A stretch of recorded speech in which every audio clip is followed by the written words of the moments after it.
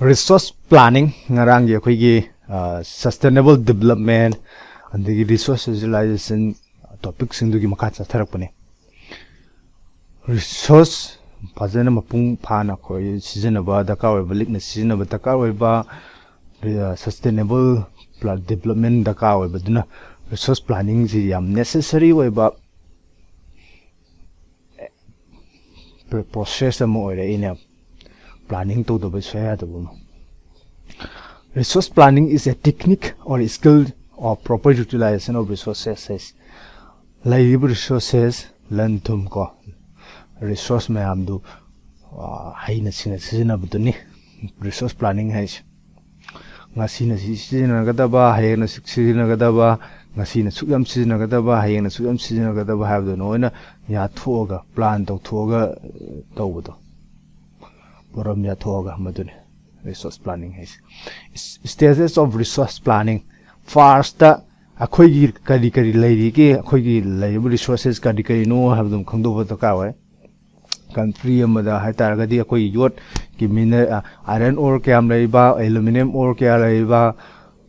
na gold silver kyam akhoi gi deposit kyam lei have do adu thidokpa mapping to thokpa resources में हम दो यूट के बाद उन्हें पेट्रोलियम वो है रो human resource वो है रो human जैसे resource नहीं अखोई की ले देना को सही है मतलब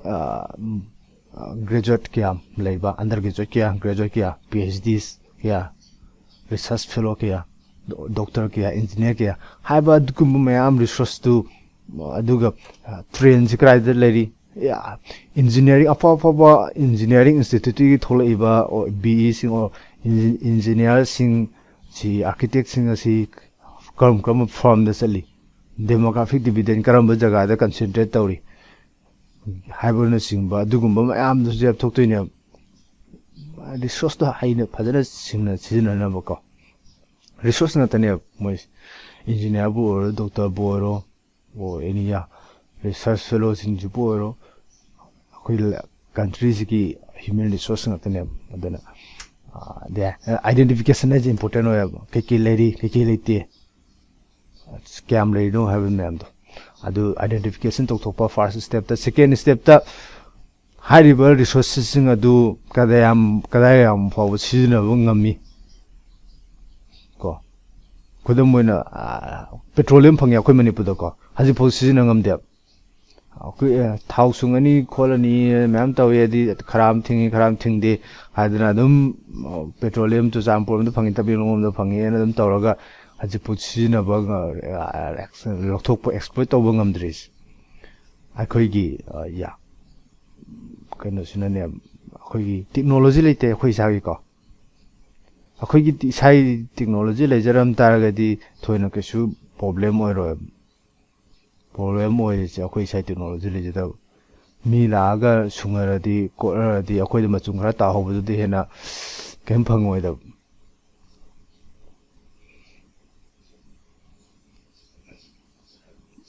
maduna akhoi gi aya petroleum sungba da khot da am effect of environment da surrounding da ko thingi do du su be tabu adu tar ga su moi masana sungjabu etadi kasu thingo mi la ga tawrabu du thingba wana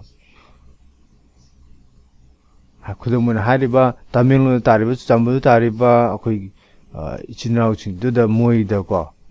travel group ching du da boiro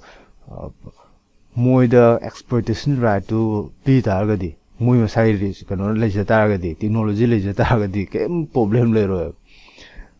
problem le se ma sai akoi sai technology le jata ba skill le jata ba ko institutional setup le jata ba adune problem se aduna haidi kai technology le khudam mo akhoi manipur ji uranium disposal mayam le khal ja khoi nuclear bomb changam mo or nuclear power plant changam mo problem se aduna akhoi technology kai le chana ba ko technology kai le akhoi sen thung film habam le resource utilize to ba je sen thung film ni ya khudam mo da akhoi india hora kan da independent mo kana last scale the steel plants mayam sagali do steel plants sagar pa ji paisa ne akhoi gi sai technology na sukhoigi geography da steel plant mayam sagale ko second kano da second 5 year plan da akhoi India gi steel plant mayam all over the India ko steel plant mayam linkhale steel sungna ba ko adu tar go so akhoi independently linkhate Germany Britain Russia adu country mayam go tor joint venture oiraga linkhale steel plants kai kino ha matam da akhoi technology jadaba ko kothok na ba mining to na ba technology lejade paisa akhoi India jam tin la jani ko independent matung da paisa lejade aduga technology lejade adu da ne mi ga pul ga tori mi ga pul to bo simak to bu mi na noina matong cha thokha akhoi maru ga thamo hoi phyo ma tai tabu adu upai to akhoi India gi leadership mapim pasin do mui pangbai na te mui tangai phadabne tawde adabne adu toram dati hadi akhoi ju men man taro akhoi isa gi industry mo le jaro steel plant na je basic industry ne dumaina technology la karwai economy da karwai ya hadi suitable economic foundation technology institutional setup to exploit the resources second step ni third step the match the resource development plans with national development plans has haji haido iron do or steel related or canoting do kudamen ko coil ke adumba steel alloy sana resources tung do exploit to have sida akhoi gi national gi planning duga match to bom da karo second 5 year plan da match to che akhoi second year plan sida akhoi India gi leaders in ko basic industries in je fadana kana to pa me kan to hedi foundation to bama linkhat bama pa me aduna akhoi gi resources to akhoi basic industry gi mari leina resources ju exploit to bagi resource planning duga haziki hariba akhoi national gi development train planning do ani the match to rina second 5 year plan the maina resource to sizna buduga national development planning do sana bom thauta ya na tadi kai upai le ro hani less resource na bahai si ya institutional setup technology skill mam da ka wa the national game haitare ko akhoi chatnariba government systems machine je sigizina kano tawta taragadi mateng tawta taragadi masi makhada tawta taragadi akhoi individual amne heta ngamdo na te resource development guys hadi khoi ngambe yai individual kharana ko suitable mi kharana paisa para ba le na ko akhoi India da so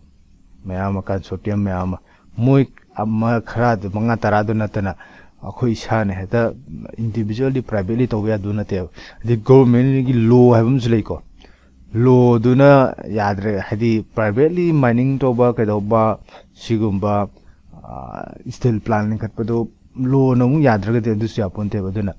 institutional setup ba chu da ka wa hes no no but technology skill economic foundation economic feasibility and institutional setup no in the car way it's just exploit to mutum duna no in government system machine jiga hadi correspond to no ma tau tai resource planning hai sa na ta ga di amana ju resource planning to ba the government na ju thawa thabi the resource planning du ga mes to dradi ani do kem kana resource planning to ba gi man dune potsa 3 stages of resource planning